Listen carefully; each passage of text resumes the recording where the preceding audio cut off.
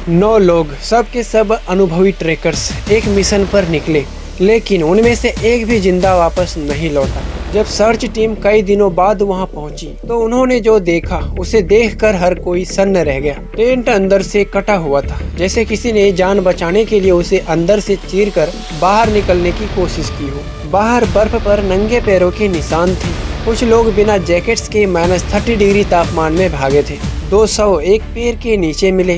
3 लोग वापस टेंट की ओर लौटने की कोशिश करते हुए और बाकी 4 2 महीने बाद बर्फ के नीचे एक गहरी खाई में मिले। लेकिन सबसे डराने वाली बात, कुछ बॉडीज पर ऐसी इंजरीज थी जो किसी भयानक कार एक्सीडेंट जैसी लग रही थी। फिर भी उनकी स्किन पर एक भी बड़ा एक्सटर्नल वॉन्ड नहीं था। आखिर उस रात डेथलॉफ पास पर ऐसा क्या हुआ था? क्या यह कोई एवाइलेंस था या कोई अननोन नेचुरल फोर्स, या फिर कुछ ऐसा जिसका जवाब आज भी किसी के पास नहीं है?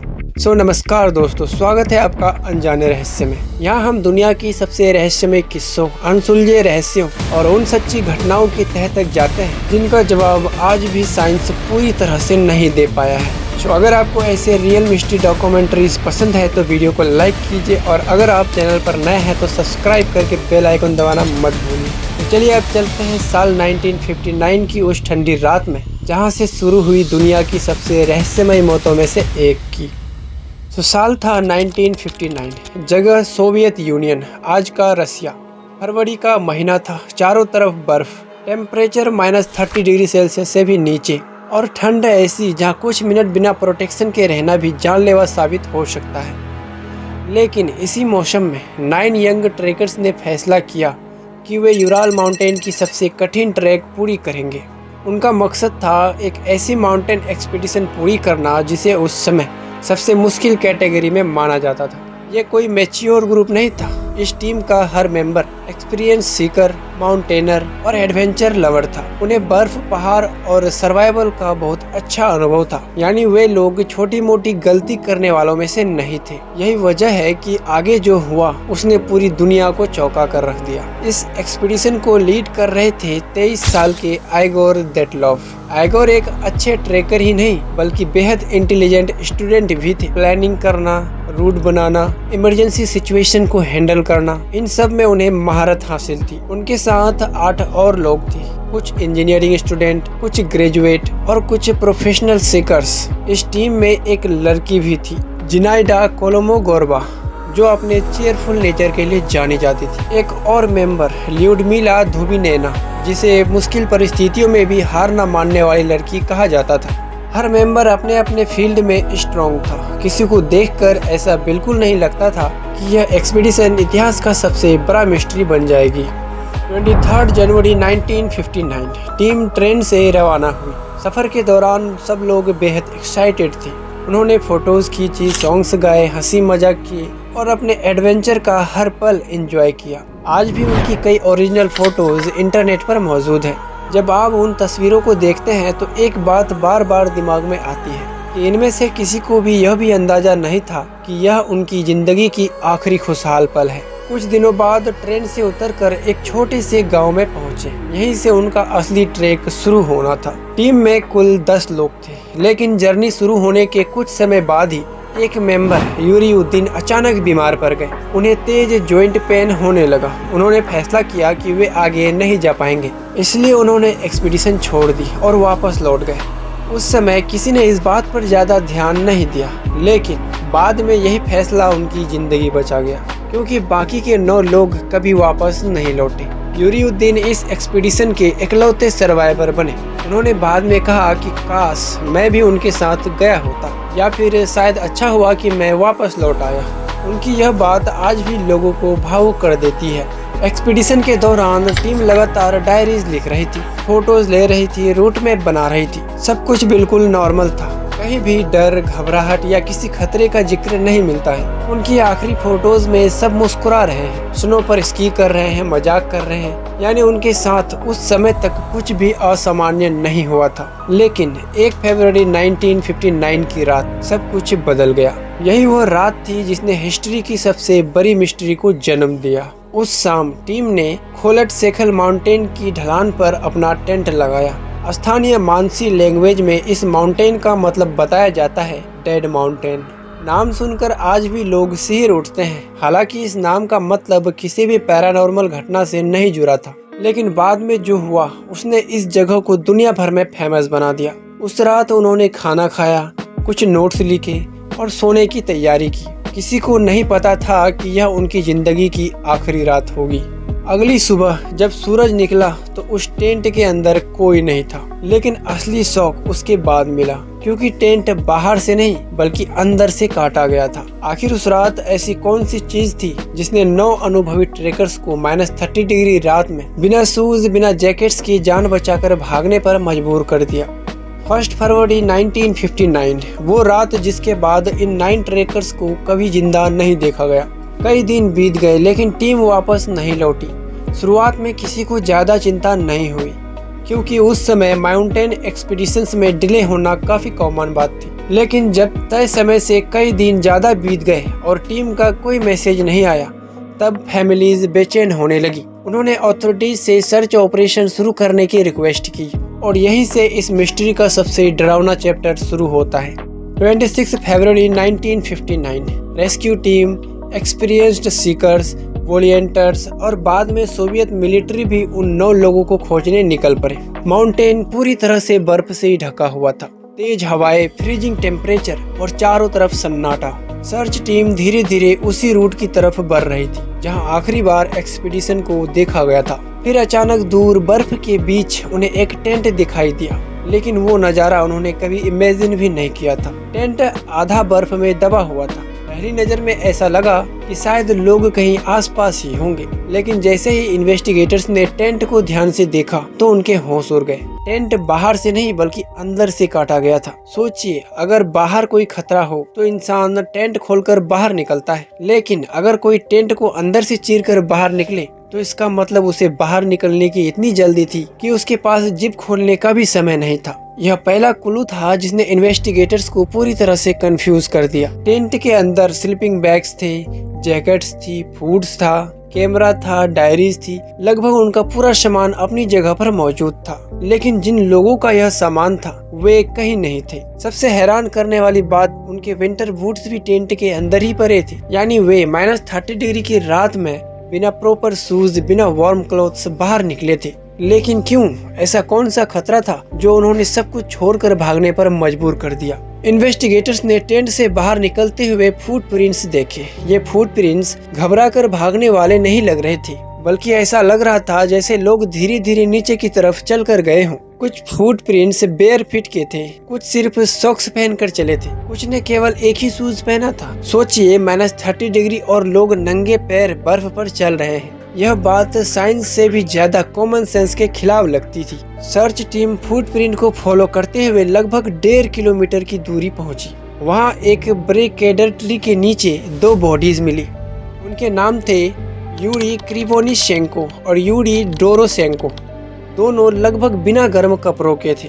पास में एक छोटी सी बुझी हुई आग के निशान मिले। ऐसा लग रहा था कि उन्होंने खुद को बचाने के लिए फायर जलाने की कोशिश की थी, लेकिन वो आग उन्हें बचा नहीं सकी। पैर की कुछ टहनियां टूटी हुई थी। इन्वेस्टिगेटर्स ने सोचा कि शायद उनमें से कोई पैर पर चढ़कर टेंट की दिशा देखने की कोशिश कर रहा था, लेकिन वह वापस नीचे नहीं आ पाया। कुछ दूरी आगे चलने पर सर्च टीम को 3 और बॉडीज मिली। उनमें से टीम लीडर आइगोर रेडलॉफ भी थे। उनकी पोजीशन देखकर इन्वेस्टिगेटर्स को लगा कि शायद वे वापस टेंट तक पहुंचने की कोशिश कर रहे थे, लेकिन वे रास्ते में ही गिर पड़े। उनके पीछे एक एक करके 2 और साथियों की बॉडीज भी मिली। ऐसा लग रहा था जैसे पूरी टीम अलग अलग जगहों पर एक ही डायरेक्शन में लौटने की कोशिश कर रही थी, लेकिन कोई भी टेंट तक नहीं पहुंच पाया। अब तक 5 बॉडीज मिल चुकी थी, लेकिन बाकी 4 लोग अभी भी गायब थे। सर्च जारी रही। दिन बीत गए, फिर हफ्ते, लेकिन उनका कुछ भी पता नहीं चला। धीरे धीरे स्नो और बढ़ती गई। सर्च और मुश्किल हो गई। ऐसा लग रहा था कि मिस्ट्री खुद को बर्फ के नीचे छिपा रही है।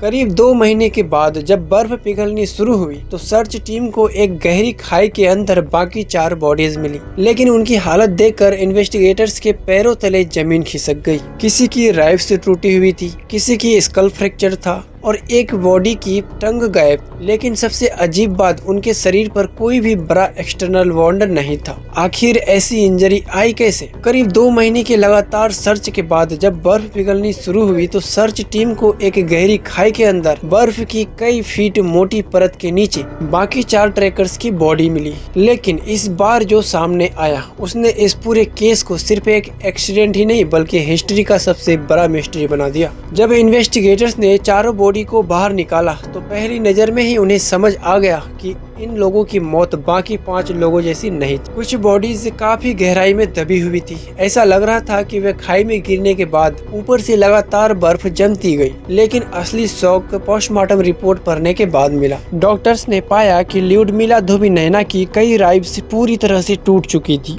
सिमोन जलोट्रेव की चेस्ट पर बहुत ज्यादा इंटरनल डैमेज था। थिबिएक्स ब्रिग्नोले की स्कल में गंभीर फ्रैक्चर था। लेकिन सबसे हैरान करने वाली बात यह थी कि उनके शरीर पर वैसे एक्सटर्नल वॉन्ड नहीं थे जैसे किसी फाइट या किसी हथियार से हमला होने पर दिखाई देते हैं। डॉक्टर्स ने अपनी रिपोर्ट्स में लिखा कि कुछ इंजरीज इतनी पावरफुल फोर्स से हुई थी कि जिसकी तुलना एक हाई स्पीड कार क्रश से की जा सकती है। यह बात पूरी इन्वेस्टिगेशन की एक सबसे बड़ी पजल बन गई।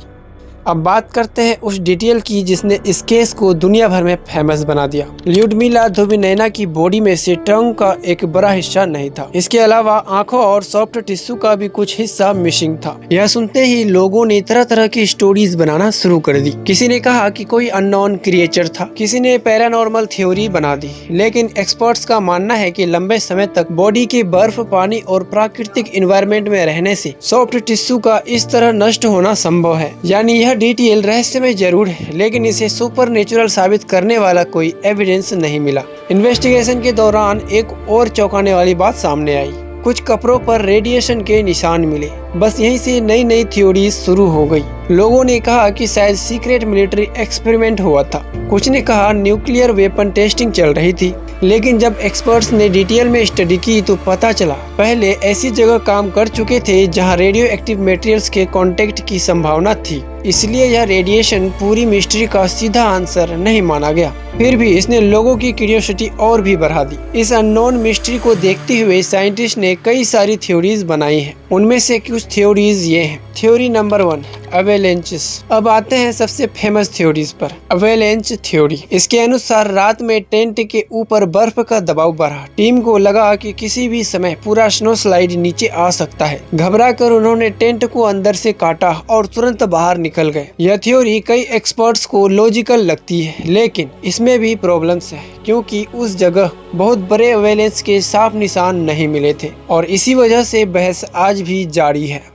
Theory number 2, katabatic winds. कुछ रिसर्चर्स ने एक दूसरी थ्योरी दी, काटाबैटिक वाइंड्स। ये बेहद तेज, ठंडी और अचानक चलने वाली हवाएं होती है। इनकी स्पीड इतनी ज्यादा हो सकती है कि इंसान पैनिक में आ जाए। अगर रात में ऐसी हवाएं चली हो तो टीम ने सेफ्टी के लिए टेंट छोड़ा होगा लेकिन जब तक वे वापस लौटते एक्सट्रीम कोल्ड ने उनकी जान ले ली। यह थ्योरी भी कुछ एक्सपर्ट्स को काफी स्ट्रॉन्ग लगती है। Theory number 3, infrasound. अब बात करते हैं सबसे इंटरेस्टिंग साइंटिफिक थ्योरी की, इंफ्रासाउंड। कुछ साइंटिस्ट का मानना है कि तेज हवा माउंटेन की शेप से टकराकर ऐसी लो फ्रीक्वेंसी साउंड वेव पैदा कर सकती है जिन्हें इंसान सुन नहीं सकता लेकिन वे बेचैनी, घबराहट और अचानक पैनिक जैसी फीलिंग पैदा कर सकती है। अगर ऐसा हुआ तो टीम ने बिना सोचे समझे टेंट छोड़ दिया होगा। हालांकि इस थ्योरी को भी पूरी तरह से साबित नहीं किया जा सका। अब तक आपको कौन सी थ्योरी सबसे ज्यादा लॉजिकल लगती है, अवेलेंच, काटाबैटिक वाइंड या इंफ्रासाउंड? अपनी थ्योरी कमेंट सेक्शन में जरूर बताएं। लेकिन इन 3 थ्योरीज के अलावा कुछ ऐसी थ्योरीज भी है जिन्होंने इंटरनेट पर लाखों लोगों को कंफ्यूज कर दिया। Secret military testing, unknown lights, Mansi tribe और वो ऑफिशियल इन्वेस्टिगेशन जिसने केस को वर्षों तक अधूरा छोड़ दिया। आखिर इन 9 लोगों के साथ उस रात सच में क्या हुआ था? क्या आज 66 ईयर्स बाद साइंस के पास इस मिस्ट्री का सबसे करीब आंसर है? 66 साल से भी ज्यादा समय बीत चुका है लेकिन डेथलो पास इंसिडेंट आज भी दुनिया की सबसे चर्चित मिस्ट्री में गिना जाता है। हजारों किताबें लिखी गई, सैकड़ों डॉक्यूमेंट्रीज बनी और लाखों लोगों ने अपनी अपनी थ्योरीज दी। लेकिन सवाल आज भी वही है, आखिर उस रात सच में क्या हुआ था? आइए उन थ्योरीज की बातें करते हैं जिन्होंने इस मिस्ट्री को और भी गहरा बना दिया। सबसे पहले आती है है मिलिट्री थ्योरी। 1959 में सोवियत यूनियन कोल्ड वॉर के दौर से गुजर रहा था। उस समय कई सीक्रेट मिलिट्री प्रोजेक्ट चल रहे थे। कुछ लोगों का दावा था कि शायद ट्रैकर्स गलती से किसी सीक्रेट टेस्टिंग एरिया में पहुंच गए थे। कुछ लोगों ने आसमान में ऑरेंज लाइट देखने की भी बात कही।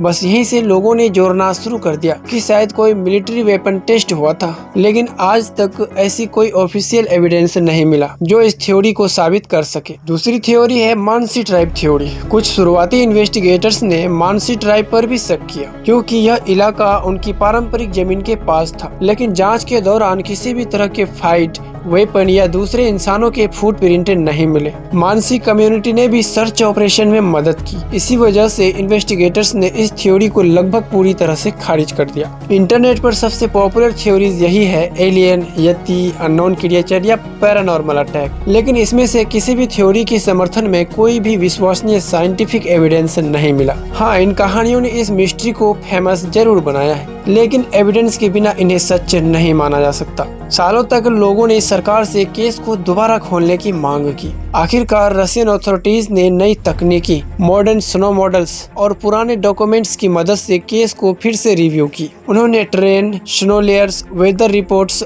और एक्सपीडिशन रूट का एनालिसिस किया। नई इन्वेस्टिगेशन के बाद रशियन अथॉरिटीज इस निष्कर्ष पर पहुंची कि सबसे संभावित कारण इस प्रकार का है, स्नो स्लेब अवेलेंस। इस थ्योरी के अनुसार टेंट के ऊपर जमी बर्फ का एक भारी हिस्सा धीरे धीरे खिसका। ट्रेकर्स को लगा कि पूरी ढलान टूट सकती है, इसलिए उन्होंने टेंट को अंदर से काटा और तुरंत बाहर निकल गए। बाद में एक्सट्रीम कोल्ड, पुअर विजिबिलिटी और रास्ता भटक जाने की वजह से वे वापस टेंट तक नहीं पहुंच सके। कुछ लोग हाइपोथर्मिया से मारे गए और जो रिवाइन में गिरे उन्हें गंभीर एक्सटर्नल इंजरीज आई। यह एक्सप्लेनेशन कई एक्सपर्ट्स को सबसे ज्यादा प्रैक्टिकल लगती है, लेकिन हर कोई इससे सहमत नहीं है। अगर ऑफिशियल आंसर मिल गया तो लोग आज भी बहस क्यों करते हैं? क्योंकि कुछ सवाल अब भी पूरी तरह से साफ नहीं है। उन्होंने टेंट इतनी जल्दी क्यों छोड़ा? कुछ मेंबर्स अलग अलग जगह कैसे पहुंचे? हर डिसीजन उस रात वैसे क्यों लिया गया जैसे सामान्य परिस्थिति में शायद कोई नहीं लेता है? इन्हीं सवालों की वजह से डेथलॉप पास इंसिडेंट आज भी लोगों की जिज्ञासा जगाता है। कभी कभी सबसे रहस्यमय घटना के पीछे कोई सुपर नेचुरल शक्ति नहीं होती, बल्कि नेचर इतनी शक्तिशाली होती है कि वह कुछ मिनटों में अनुभवी लोगों को भी ऐसी स्थिति में पहुंचा देती है जहां सही फैसला लेना लगभग असंभव हो जाता है। डेथलॉप पास इंसिडेंट हमें यह सिखाता है कि माउंटेन्स हमेशा रिस्पेक्ट मांगते हैं। एक्सपीरियंस, प्लानिंग और कार्य बहुत जरूरी है, लेकिन नेचर कभी कभी इन सबसे भी ज्यादा ताकतवर साबित हो सकती है। तो क्या डेथलॉप पास मिस्ट्री पूरी तरह से सॉल्व हो चुकी है?